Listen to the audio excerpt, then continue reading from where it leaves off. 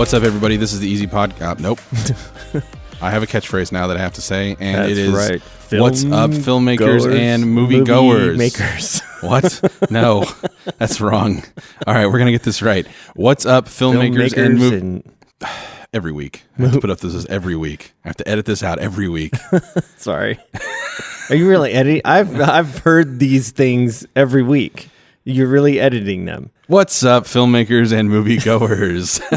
There it is. I finally got it in there. Yeah. All right. This is episode 12 of the Easy Podcast, where we talk movies and TV and nerd stuff, and we're a couple of nerds ourselves. With your host, Zach Abbott. And that's Erik Thurston that just introed me. So today we're talking about Bumblebee and a little bit of Spider-Man Into the Spider-Verse. I refuse. Okay, so Erik's really spicy this episode because I got to see Into the Spider-Verse before him about a week early. And you're a little bit spicy because I won the bet over what the Avengers movie. Let's talk about that first. Let's talk about that. So we had this little bet going on that I could have paid in on that bet, cashed in on that bet, not cashed in, I guess paid out on that bet last night when I bought you dinner, but I didn't buy you dinner. So no, you didn't. All right, you have to tell me where to go, where you want dinner from, or no, lunch it was from. lunch. Okay, we're gonna do lunch. Okay, I think we go to Rio. Okay. So we had a bet, and the bet was that the Avengers 4 title, which if you don't want to know what the Avengers 4 title is until you're walking into the theater, just switch off now and probably don't listen to this podcast because we're going to spoil that. The Avengers 4 title is Avengers Endgame. Endgame, boy. I thought it was going to be called Avengers Annihilation. And so did everybody else. Yeah, I was really sure that it would be. And turns out it was at one point, but then they changed it, I guess, 3 or 4 times before finally getting back to what I can only assume was the original title from the beginning. Yep. The Russo brothers, they tweeted out that image a while back of it was the like 2 set months or ago. whatever it was, and it spelt out Endgame in a lot of ways. Yes, it did. Not to mention Doctor Strange says it in Infinity War. So I owe you lunch. I'll pay out. Whatever. I'm not salty about it at all. I'm not at all. I thought I had it in the bag. But it was a reliable source that leaked the whole Annihilation title. It was somebody that works for the Marvel offices. Yeah. So, I mean, at one point it was. So, I mean, maybe I'll just pay for half your lunch. No. The bet was what it was going to finally. How what the long true was title that? Is. That not title the working reveal, title. That title reveal at the end of the trailer was like an eon. It felt like it took forever to show up. Yeah, it's hilarious. So I watched the Cosmic Wonder on YouTube. Shout out to Cosmic Wonder, and he does a lot of comic reviews and trailer reactions, and is very nerd comic focused, which I appreciate. And I was watching a reaction he did for the trailer, and it was hilarious how long it took to unveil the end game. He goes, "Oh, it's just going to be Avengers." Like in his reaction, he's like, "Oh, there's no title." It's the ultimate troll. It is really funny because it felt like it took forever, but then I watched the trailer like a second time, and it was almost instantaneous. Like it really didn't take that long. Oh, was it? But it just feels longer that first time you watch it. Yeah, it's funny. I felt that when I first watched it. I've watched it like a dozen times. Yeah. Let's talk about that. Okay. Let's talk about the trailer because I wasn't very impressed, but you got a little emotional. Well, of course. Like in true most interesting man fashion, I don't always tear up during movie trailers. Yeah. But when I do, it's because Tony Stark might be dying. So every Marvel trailer for the last 4 movies. Avenger, yeah. Right. That's right. Well, I don't know. The Infinity War trailer to me was just so like epic and unknown, and you didn't know where it was going. And the Hulk never ran with the crew in that. Like you see, it's the Hulkbuster, right? Yeah, he never turns into the Hulk. That's fine. I mean, they can lie to us. That's fine. I like being surprised going into the movie. I do too. I like getting the gist of what the story is about, and then going into the movie and being completely surprised. So I don't like being lied to, though. Is it? It's a white lie. It's a white lie. This is going to be a principal podcast. Yeah. Right. Anyway, well, let's not get into that. No. But, I don't know. I thought the trailer was kind of straightforward, a little to be expected, and also it didn't really show us anything we didn't already know. No. I guess it was mostly just because like the characters, they just showed the characters that we knew were already alive, and then showing Ant-Man at the end is like, well, we knew that already. Yeah, it was cool. But the only thing we didn't know was know. How does Ant-Man get out? Hang on, right? We didn't know how he got out of the quantum realm because apparently he was stuck. Yes. So in the end of Ant-Man, he's stuck in the quantum realm because everybody else turns to dust. Yep. So then that leads us into this nice buttery segue of the new Captain Marvel trailer. Which was awesome. Which I think looks really cool. Yeah, I'm actually pretty excited about it. Move over, Thor. You are not the most powerful in the universe anymore. Most powerful Avenger.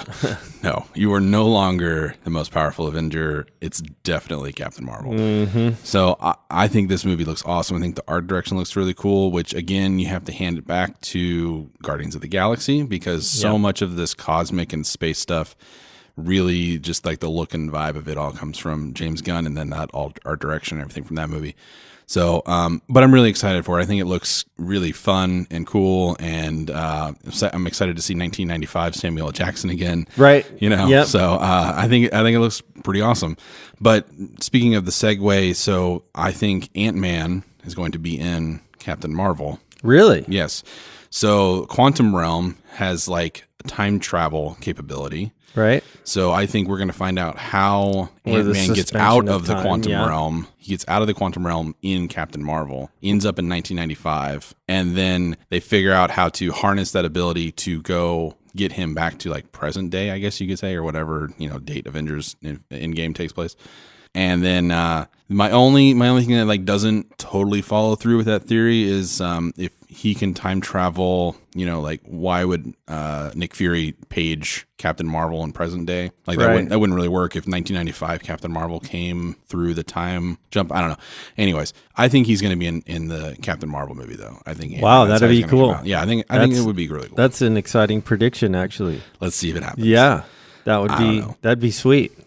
So, yeah, like we said at the very beginning, a couple of nerds talking about movies. Wait, did I say that or did I cut that out? It was the original one, wasn't it? Nah, I didn't. I don't know, but that's true. I'm going to cut this out, though, because this doesn't make any sense now. Sure it does. Anyways. You don't need to cut it out. So, you win the bet, but I think I was the real winner. You were the real winner. Sorry, is my clipping. Yeah. Why don't you tell me how you really feel, Eric? Well, this has been a fun run, and we almost made it to the unlucky 13. It's the Z podcast now. Yeah. E is he's deuces. Yep. He's out. He's history. Like, are you kidding me? Really? Sorry, buddy. He got this. Like, Spider-Man was evading me, and not just getting to see the pre-screening of Into the Spider-Verse. The new Far From Home trailer was also evading me. Yeah. And apparently a bunch of people in Brazil got to watch it. Oh, gosh.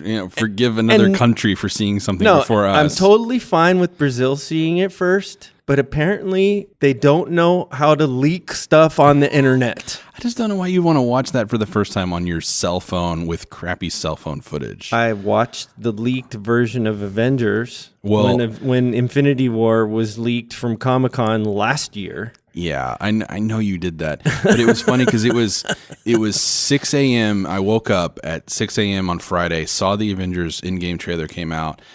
I got out of bed, turned on my surround sound system on my big screen, and then played it because that's how I want to see it for the first time.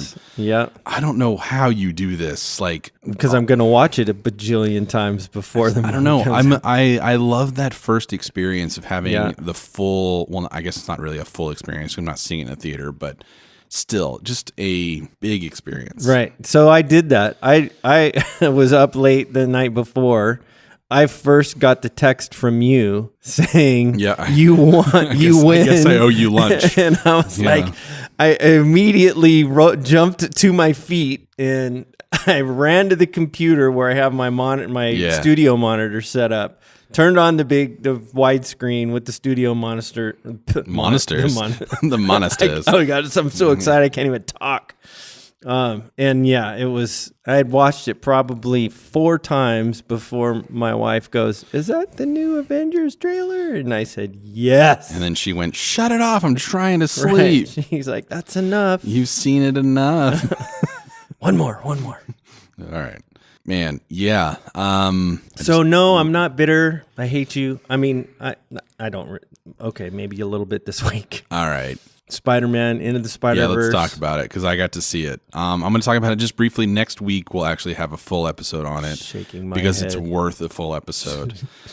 Yeah. So I got into an advanced screening. I'm going to put my fingers in my ears. Of Spider-Man Into the Spider-Verse. Do this. La, la, la, la. Keep la, la, la, yeah, this doesn't help the podcast. La, this is a terrible podcast. Terrible podcast. Unsubscribe.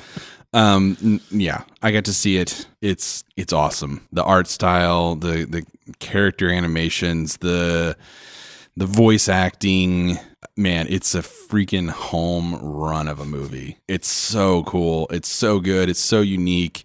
Even kind of like the story structure is pretty original in a lot of ways. So yeah. I really enjoyed it. It's definitely one of my top movies of the year. So of the year. It's definitely one of my favorites of 2018. It's better than any other animated movie I've seen this year for sure. Yeah, it's better than Incredibles 2. Sitting through 2 hours of Venom was worth the 5-minute. Let's talk about trailer. That. So we went to see Venom, and it was. I made you go see Venom. Yeah, Venom was the worst movie I've seen this year. Yeah, and no, I'm sorry, that's a Christmas Chronicles movie. Oh, that's the worst one. I actually watched the whole thing after you poo-pooed it. It's pretty bad, isn't it? It wasn't as bad as you made it out to maybe be. I'm just being really, really, hard on it, but you had to finish it to get the whole picture. That was the thing. I thought the acting was terrible. I thought the kid actors were not solid, and it wasn't enough to carry me through it. True. And true. I could have easily turned it off. The only reason why I pushed through is because my 12-year-old daughter was watching. But that's the demographic too, and that's fine. So I can totally chalk that up to. I'm of a mindset where I've seen great actors. I've seen great kid actors, especially over the last couple of years with the Stranger Things kids and the It kids. And it's hard now for me to sit back and then just let a kid actor and just use the excuse of, oh, he's just a kid actor. Like, that's not an excuse anymore for me. It isn't. So it really takes me out of it. And again, I'm not the demographic for it. So yeah, I probably poo-pooed on it a little too hard. But I agree wholeheartedly that it wasn't what it could be. Yeah. Like it could have been so much more. And I think there are elements that it was disjointed. There are elements that were hard to follow if you're a 12-year-old. Mm-hmm. I mean, I'm not 12 and some of it was just kind of like, where are you going with this? Sure. Kind of left me in this. And the only reason why I stuck with it again is because my 12-year-old was sitting there watching it and it was Christmas themed. And 'tis the season for that. Yeah. Yeah. Speaking of which, we're going to have, not next week, but the week after, so 2 episodes from now will be our Christmas episode. Yes. And we're going to talk about our faguate Christmas movies. We're going to argue about what is the best Christmas movie. It'll be another spicy episode. Yeah. But Into the Spider-Verse, guys, this comes out this week as you're listening to this. If you're listening to this December 2018, the week that it comes out, go see this movie. It's going to make millions of dollars. Well, and we'll talk about it in detail. And we will talk about it next week in more detail after Erik sees it. But this movie is awesome. It's great. It's original. So unique. Such awesome storytelling. It's funny. Okay, I have one qualm with it just from the trailer, so I'm not spoiling anything. Okay. And if anybody's a Simpsons fan, they know that the pig was referred to as Spider Pig. Yes, but Spider Pig in The Simpsons isn't a real character. I'm teeing you up for the you want Spider Pig? Spider, is that what you're saying? Yeah, you want me to sing in the Homer voice. Oh, I'm not going to do it in the Homer voice. You just did it in the car last night. I'm not going to do it in the Homer voice. Spider Pig. No, I can't even do it now. Now that I'm on no. Now you're on the spot. Now that I'm on the spot, I can't do a Homer voice. And his name's not Spider Pig in this movie. No, it's Spider Ham. Yeah, that doesn't work for me. And there's a really great gag in it that if you're not paying attention, you'll kind of miss it. That I had to point out to my wife, but because it's so quick. No spoilers. But I'm not going to spoil it. Thank but you. if you see it, you'll get a pretty good chuckle out of it. Nice. Or you won't. So what's his what's the name for his alter ego? What's his alter ego name? Peter Porker. Peter Porker. That's pretty funny. Yeah. That's pretty funny. I like that. Yeah. Spider-Man's, I guess, his alter ego. Right. But yeah, his real name is Peter Porker. Is pretty good. Yeah. But the cast is great. Go see this. Go see this, and we'll talk about it next week. I don't want to get any more of it. Right. It's Fair too enough. good. It's too good. So, speaking of doing Homer Simpson's voices in the car last night, we were coming back home from seeing Bumblebee, which is the movie that we're going to talk about this week. Which releases in 2 weeks. Yeah, it's 2 weeks. So it was cool to come and see this early, really early. Yeah, 2 early movies for you in the same day. I'm sorry, buddy. I'm sorry. You don't for the look podcast. sorry. You don't sound or look. You know, if there's you no really took remorse this at podcast all in your seriously, voice. you would have quit your job and been at that Spider-Verse screening. If you took this podcast seriously, I take this podcast very seriously. not serious enough. Well, my wife would not appreciate Fine. me not paying the All bills All right, point taken. until said podcast pays said bills. Yeah, heard. I'll have to miss those Saturday afternoon screenings. Yeah, this was. You want to just get into it? Okay, Let's spoiler free though, because we are 2 weeks out. Spoiler free. The Yeah. entire top to bottom has to be spoiler free. So if you've seen the trailer, Yep. and if you've visited the IMDb page, is that considered spoiler free enough? I don't think so, because I think I think it was one of the Transformers movies that actually spoiled like who Leonard Nimoy was in it. So in one of the the third one or I can't remember which one, but I don't know if everything in IMDb I would consider spoiler free. You have to kind of search it out, but I don't know. I guess it depends on what you're talking about. Here, tell me what it is, and if I think it's spoiler free, there will be a nice little pause here where you can tell that I cut it out. Right. Well, the movie takes place in 1987. Yeah. So for me, that's the year I graduated high school. So I'm giving away my age a little bit. Again. Yeah. We know you're old. So that was it was a flashback to high school for me. Mm-hmm. My senior year particularly, which was pretty awesome. And from a musical standpoint, see, I don't know if I want to get into the music. No, I think that's fine. Yeah, I think that's nobody's fine. going to be upset if I it's- give away some of the music stuff is in the trailer, and it's in 80s nostalgia is so huge right now. Yeah. Just go into this expecting a bunch of 80s songs to hit you pretty hard. Okay, and they did a fantastic job on all the details on what you would experience in 1987, down to the cars that were being driven, from the family, the people involved. Yeah, I was actually really happy to see them driving a beat up old station wagon, Yes. which is pretty, accurate to that time frame, Yep. and not they all had BMWs or something. No, but there were some of those. There was one. Not going to get into that. But I mean, just the way, and apparently Travis Knight grew up in that time. So Travis Knight's the director, and he played with the original Transformers and watched the original cartoons growing up, as did I. But so I initially wasn't going to go see this. Yeah. I was so disenchanted with the Transformers franchise. I think the first one was good. I liked it. It was entertaining. It brought the story to life. It wasn't really much like anything else at the time. No, and I mean, there was probably a gratuitous amount of eye candy, which, okay. Yeah, it's pretty common with Michael Bay. And fair enough. That's what I expected from one of his films. But as that continued, it was just more of the same. Right. And just metal smashing metal. And it was tired. Noises. And I'm like, I've got better things to do with my time than watch another Transformers movie. You talked me into it. And I mean, we're talking right out of the gate. Oh, immediately. There's probably 5 or 6 different songs from that era that just brought back the nostalgia almost instantly. Yeah. And I was 100% in. But I think also the art direction that they took with the Transformers was also a win. They simplified it, and it was more true to what I felt was the authentic experience. Yeah, they referred to him as Gen 1. So at the end of the screening, I don't know if this will be at every screening, but the end of the screening, this isn't a spoiler either. The end of the screening, they had a behind the scenes video that they played. I'm sure it'll be online. It seemed very much like it would be aimed at online audiences. So, and they talked a lot about the art direction and design of the Transformers that they wanted to go with, and they said they wanted to keep, each Transformer had a very distinct silhouette. Yep. Each Transformer was not quite as detailed as maybe some of the first movies. A distinct color scheme. Yeah, distinct color schemes.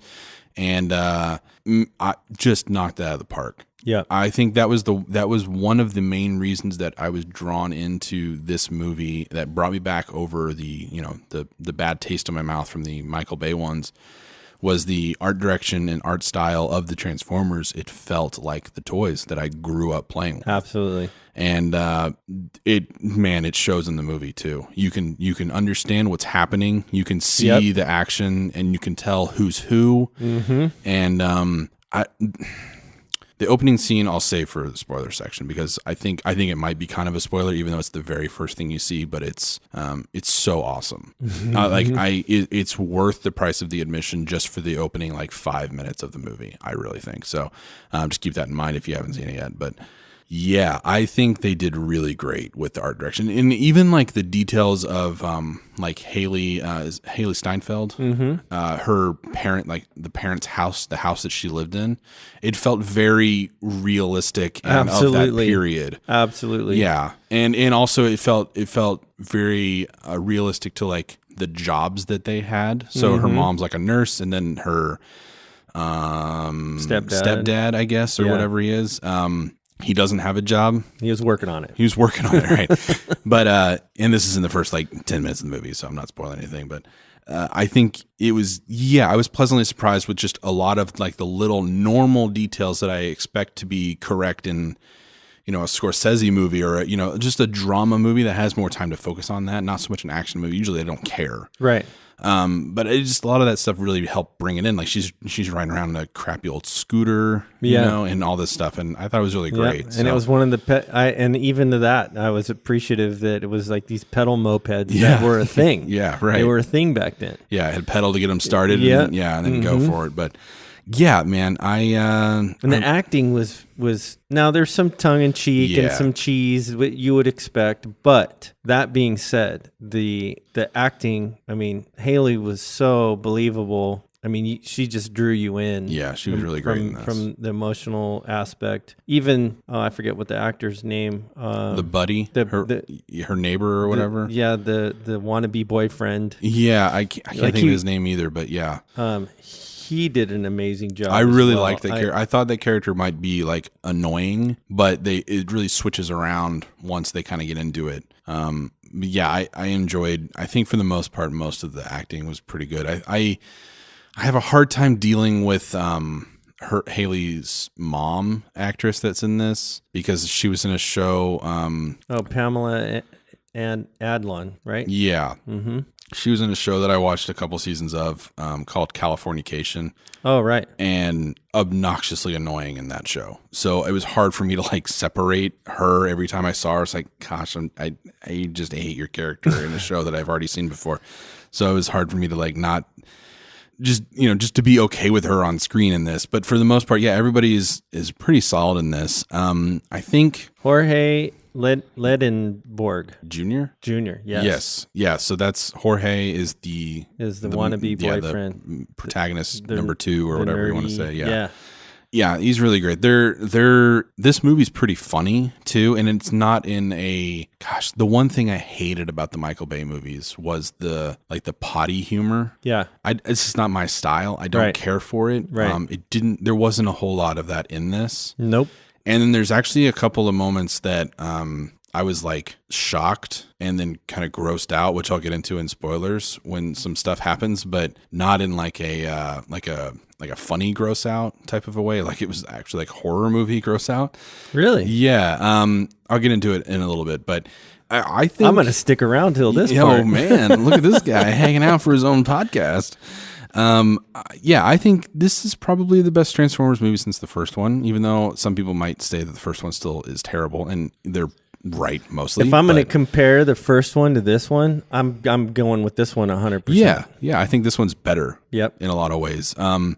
The cheese is there, and I think it actually kind of works though. But it's not out of place. Yeah, it feels almost like it is trying to be that kind of a movie, and not like it's a serious movie trying to be too serious. It feels like a Transformers toy movie, which is what it is. And not trying to take itself too serious. Yes, where the Michael Bay ones were like, they were trying to be, Saving Private Ryan with robots. Right. But then they didn't have a very good script to start with. Right. This movie is like, look, we know we're an 80s movie and we're going to throw it back to the 80s. I mean, it feels like a Commando or, Rambo 3 or something kind of with robots. Right. Very tongue-in-cheek in a lot of ways. John Cena adds to that for sure. Yeah, which I wasn't sure how to think of him when I saw him in the trailers. It's like he's either going to be, really good dramatic actor or he's going to be awful. And I think the direction that they went with the movie, though, I don't know if it's a spoiler or not. Like the way, talking about his acting, would you consider that a spoiler? Well, it depends on how specific you get. I guess I won't get super specific, but his delivery on a lot of the scenes and a lot of the stuff that he says from the script, a lot of his script is very 80s. It's very 80s, government. Predator. Yes. Totally. Yes, it really was. It totally is. Yeah. So, but I liked that. It was great. It felt like it worked in that movie because that movie was built like that. The whole thing feels 80s, like it. yeah. Yeah, right. Yep. So a lot of it was just felt like a big homage to just 80s action with what I think is probably the best CGI I've maybe ever seen, especially for Transformers movies. Wow. The stuff that I was looking at that was really drawing me in was just the stuff of Bumblebee outside talking to Haley's character, and which she's called Charlie in this. I guess I should say the character Charlie name, Watts. Charlie Watts. But they're outside on the beach, and it's just the way that the sun is hitting all the metal and everything, and they're I think it was ILM did the majority of the CG for it. They just nailed it. There's so many moments where he's in the house where it looks incredibly photorealistic. More so than the previous ones. There's always a little bit of a CGI-ness to these movies especially, but then also just, movies in general. But there was something about this movie, I don't know what it was, but it looked so good. All the CGI for Bumblebee and everything. And I think a lot of that might have to do with that there wasn't just an obnoxious amount of detail in each of the Transformers.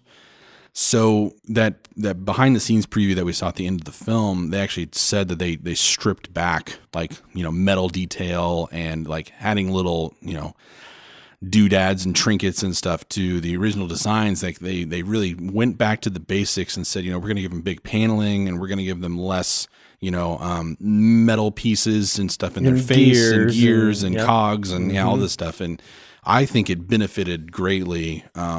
And then also, it's a pretty limited in scope, I guess, Transformers movie. A lot more intimate, for sure.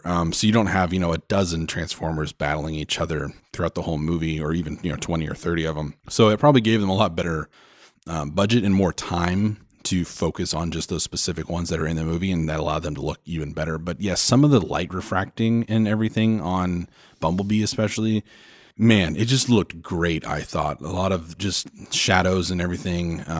It looks killer. So it absolutely does. Absolutely. I mean, and it all works together. And I think, as filmmakers, we talk a lot about the different elements that are going into that. We talk about the art direction. We're talking about the scene selection. We're talking about blocking. We're talking about the acting, the story, the plot lines, and how it all works together to support the story.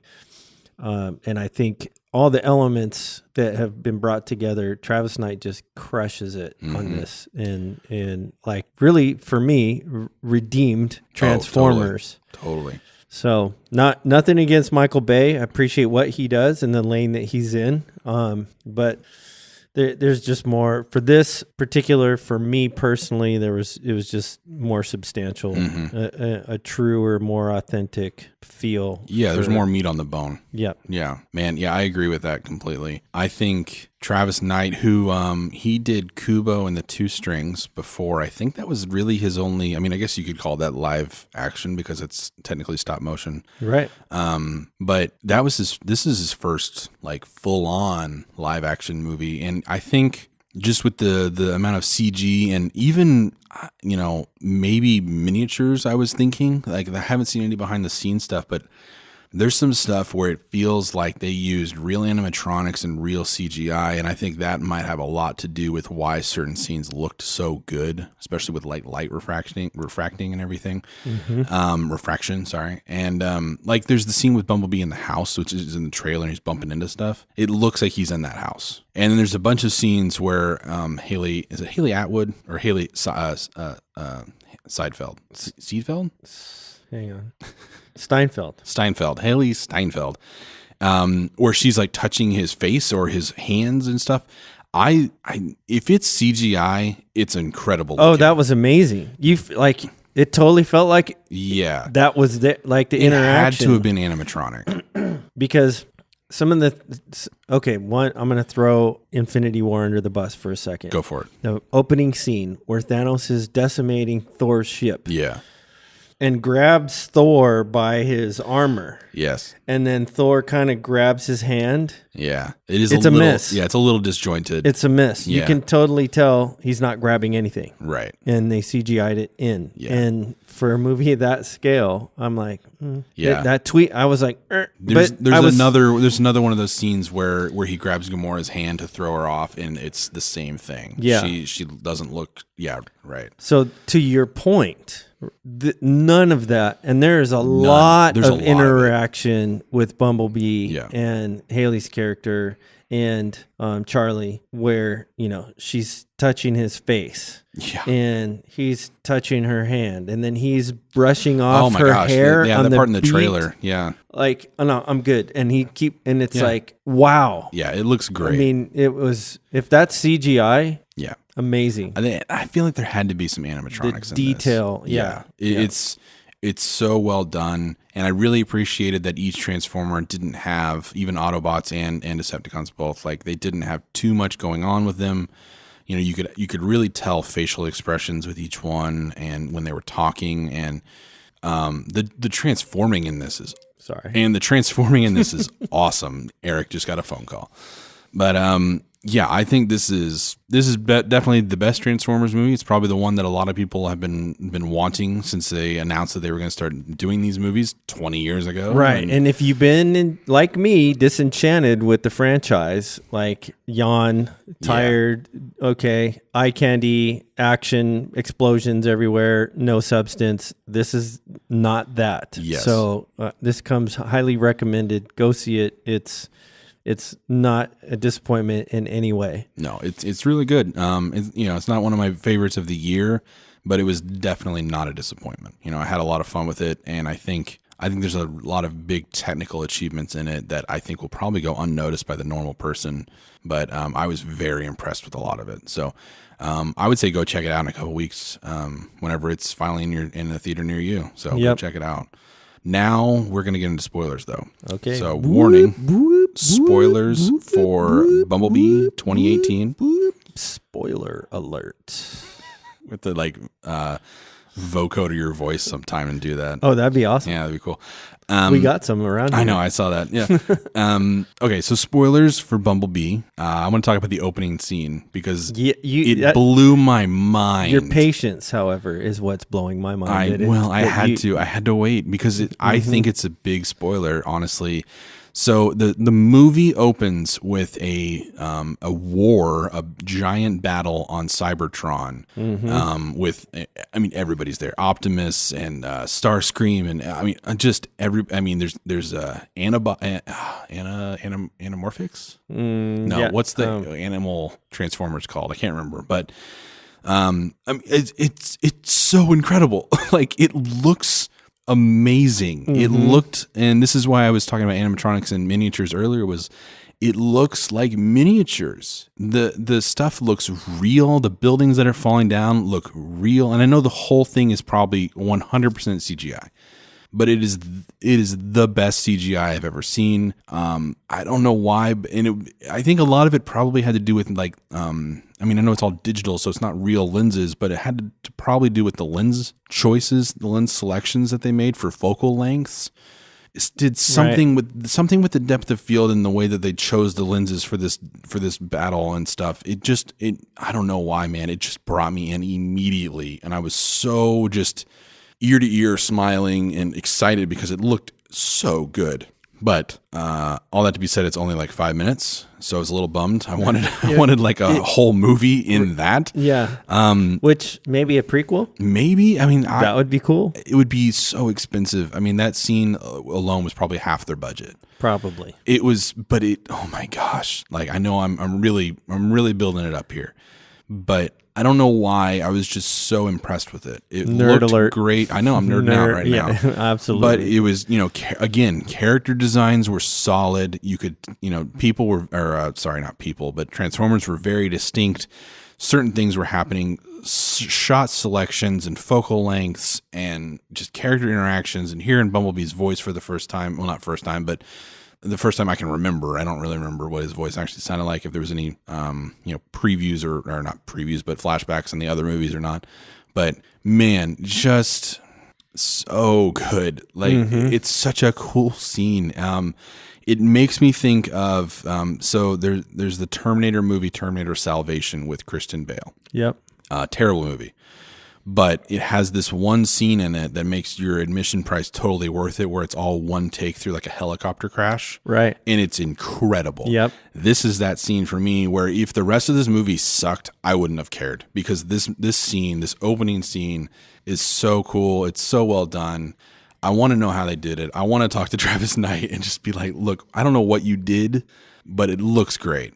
So Travis, we'd love to have you on and have a discussion. Gosh, just tell me. We'll work around your schedule. Tell me everything. Tell me every detail that you can. Get me the lead director on the CGI. I want to know. This looks so cool. It's so cool looking. It looked like your Transformers toys coming to life. Yeah, it and was you had so a cool, big man. plate of dessert right before before your main course. Yeah. I was so impressed with it. I keep saying that, but man, I really liked it. And I think, gosh, yeah, do a whole movie on that. That would be amazing. Do a whole Cybertron movie. Get rid of the human element just for one movie. We don't need it for every movie. Or give me a short. Give me an hour long or 45 minutes something. I don't care. No, let's take a page out of Marvel's handbook and let's do let's do it. Let's spend some time character keep it small if development. you want to. Keep it small. Like this movie, since we're in spoilers, there's only 3 Transformers in the whole movie, basically. Aside from the opening scene where there's a bunch, but the movie basically consists of Bumblebee and 2 Decepticons, and that's it. And I really liked it. I really liked how it was a smaller scale. Do that. Have a big opening scene or have a big ending scene, but keep it all in Cybertron. Keep it all with just Transformers. Man, it was cool. Yeah, like how did the war happen? Like How did it start? Where did it all? Yeah, I mean, I don't know if that's explained in some of the Transformers movies. Maybe the last 2, I gave up. I stopped caring. So yeah, I don't. And even if they did, it wasn't shot like this. It doesn't stick. It didn't stick if it was. I just want this the way that this was shot in a full feature length film. It would cost $500 million probably, but it looked so good. A little bit of like a tilt shift look to some of it, where it just really looked like real sets and miniatures and real robots, and it was awesome. So yeah, that hands down is worth the admission price. I think it's just that opening scene alone. Yeah, and Travis took a page out of John Hughes's playbook with I think the use of pop culture and music. Yeah. Because, like I mentioned earlier, the detail in everything that was going on during that time and living it, in mid-city LA. Yeah. And just that whole experience. And with the music selection, with the use, I mean, they did use the title song from Breakfast Club. Right. And Breakfast Club. Yeah. Yeah. So I totally nerded out. I'm like, yeah. And so spoiler. Yeah, we're in spoilers. Okay. Yeah. Bumblebee fist pumps like Judd Nelson's character. Yeah, in Breakfast Club. From Breakfast Club at the end scene where he's walking across the field and he totally is giving the pump fist in the air.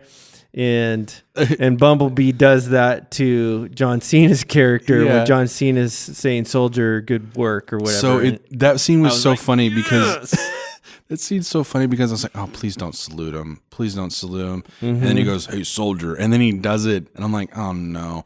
But then it totally redeems the moment by him doing the Judd Nelson like fist pump. Awesome. I was like, oh, that's awesome. John Bender at his finest. Yeah, Bumblebee. That's really funny. Thank you, Bumblebee, for your nod to John Bender. There's a lot of that stuff. I mean, I think even like the selection of having it all in San Francisco helped the vibe too. Yep, that was cool. And putting it in summer, that always helps. You always get that. I don't know. 80s always feels like that in the summer. You always like, or all 80s movies kind of feel like they're in the summer. Yeah, it's funny when stuff's going on.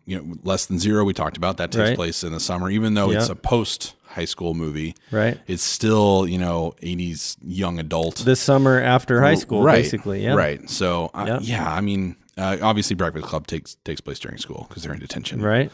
But Saturday school, I suppose. And it had to have been either early fall or late spring because it's in Shermer, Illinois, which was the high school. Right. And Shermer High. And in Illinois during the winter is going to be snow everywhere. And nobody's in school in the summer. Yeah, you're right. So, but it still has that. Well, he's got like the big coat spring. on, so it's probably like early fall. Yeah, probably early fall. Yeah, because he has the coat on when he's walking across the field. Yeah, but I would imagine he's probably wearing that coat in the summertime too. Right. 80s was a time, man. Yeah. It was a vibe. It was, it was the a way of life, attitude. Right. Yeah. Well, but yeah, so for like I said, just the music, the use of the music, and all those songs were the huge hits. Maybe except for the Smiths. Well, I was going to say there was actually a little bit of it that I enjoyed being a little more like if you were in the 80s and you were a music person, you would have gotten it. But it wasn't like radio hits. No, not all of them. I mean, not huge. About half of them were. Right. Half of them were at that time. The other half But weren't. the Smith stuff, I was like, oh, that's cool. Yeah. That's cool that they brought that in. Yeah. And then the tape spitting out scene was amazing. He spits out Rick Astley. First, he spits out the Smiths, Girlfriend in a Coma, right? Yeah. Which she's like, this is a brand new one. It just came out. Yeah. Tape goes flying across. Yeah. It was great. It was really good. Loved it. I mean, so the music, so there's a huge spoonful of nostalgia for me. Yeah, it is 80s, the movie. Yeah. In a lot of ways, but I think it works. Yes. I think it works in a lot of the ways that the good 80s nostalgia movies lately have worked. It and Stranger Things and so if you're 42 and up, this is probably you're just gonna love it. Just for if you just love the 80s like I do, because I'm only 30, so I was barely in the 80s. But that was the generation of movies and stuff that I grew up on. Yeah. I'm basically an 80s kid by heart. So that's why this podcast works. I think so. I think it does. Any other spoilers you want to talk about? Oh, wait. I said something horrified me. Yes. What was that? When the Transformers liquefy the people. That hasn't been in any other Transformers movie. No, and they make a pop. Yeah, they pop and then they turn into like a weird mercury watery liquid. Yeah. Oh, the first time it happened, very watery, and then I thought, we are made up of 70% water. So it made sense. Makes sense. But it was the first when it happens for the first time, it's so shocking because you're not expecting it, right? And like these movies aren't known for being overly gory, and it's not really a gore thing, but it's still gross to think about a human being turning into just water and splatting everywhere. The two things that came to mind was Men in Black. Yes. Men in Black came to mind at that moment, and then when the antagonist from the first Ant-Man movie, when he's stealing Pym's tech and then he zaps the guy in the bathroom. Oh, right, yeah. And he becomes this little blob on the floor. Oh, yeah, and then he steps on him and or wipes him up and flushes him or something like that. Oh, yeah. Ugh. Those were the two things that came to mind when the liquefy thing happened. Oh, man. But anyways, it was, I remember watching it and like the first time it happened and like both my wife and I looked at each other was just like, it's just a disgusted look and like, oh, geez. That didn't hit me that way. That's so funny. It didn't hit me that way at all. I don't know. Maybe it was because it was just kind of watery, and it was kind of humorous to some degree because I forget which Decepticon what his name was. Yeah. But he goes, they make kind of a popping sound. Yeah, and I think that made it worse. I know, but it made it worse because then I thought, oh gosh, just thinking of like a human person just being, liquefied and making a popping sound as we go. Like, oh, it really got me. I don't know. Yeah. Was that it? There it is. There it is. Yeah. Oh, anyways. Man, I think, is it a great movie? No. Is it a perfect movie? Definitely not. But it's a lot of fun. I think it's definitely 80s nostalgia highway. Yeah. John Cena, I think, is surprisingly fun in it because he is playing that like stereotypical 80s get to the chopper government bad guy. Yeah. He's putting on his best Arnold impersonation without the accent. No, I mean he does a great John Cena, which I think was perfect. It was perfect for that role. He's very much 80s military guy. So casting. I think the casting was pretty great. Yeah. Yeah. There's so much of the Transformers series that's just been boring. I didn't think anything would kind of make me excited for it anymore. And there's been a few things with the Michael Bay ones where I thought was just a really awesome technical thing. The first one obviously was just an incredible leap in computer animation.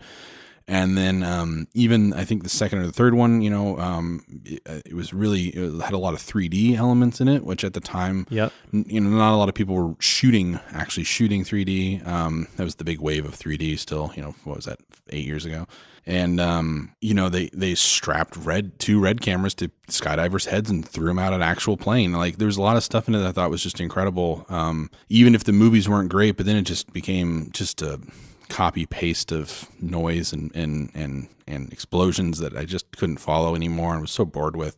I didn't think I'd be able to come back to this series, but bringing in a totally different director and a different story and hiring a director that has experience in a totally different area of filmmaking, I think was a great choice by Paramount. Yep, 100%. So I would recommend this movie. It's coming out in a couple of weeks, so go and check it out. I mean, it's definitely worth the price of admission. If you like Transformers, if you like the Transformers movies, I think you'll like it. If you like the Transformers toys and hate the Transformers movies, I think you'll probably like it. I think you're gonna like it. Yeah, it like feels you more said, like it should. It's not the greatest cinematic achievement ever. However, for what a movie is to provide entertainment and to do that well, and I think it does that well. Yeah, I think it succeeds as a popcorn flick that has some heart to it that isn't just totally mindless. Yeah. I enjoyed it a lot. I had a lot of fun. Again, that opening scene, it was totally worth the price of admission. So I can't wait to just play that on loop whenever it comes out on YouTube or whatever. Somebody will finally put it on there. But man, just really cool. So guys, I would recommend checking it out. Would you? 100%. Cool. All right. Yep. So that's Bumblebee, guys. Go and check it out. Next week, this is a short episode. Yeah, because you know what's happening next. You're taking me to lunch. I am. I'm taking him to lunch because I lost a bet. End game. Yeah. All right. Well, next week, guys, we're going to talk about Spider-Man Into the Spider-Verse, which I've already seen. Erik hasn't. And that's about it. So anything you want to say, Erik? No. Bye. Yeah, that's what I thought. All right, guys, you can check us out on Instagram and Twitter at TheEZPodcast. We are on YouTube at TheEZPodcastShow. I'm on Twitter and Instagram as at Zach Abbots, and Erik is at Erik Thurston. Yes, on Instagram and Twitter. Guys, tweet at us, email us at TheEZPodcastShow@gmail.com. Give us some questions, maybe some topics you want to talk about. A couple weeks, we're going to be talking about Christmas episodes, so maybe tweet at us or email us or Instagram post at us what your favorite Christmas movies are and see if we like them as well. And then Smiling's my favorite. Smiling is his favorite because Elf is his favorite. And the age-old question is, Die Hard a Christmas movie or not? We will answer that in 2 weeks. So until then, we'll see you guys.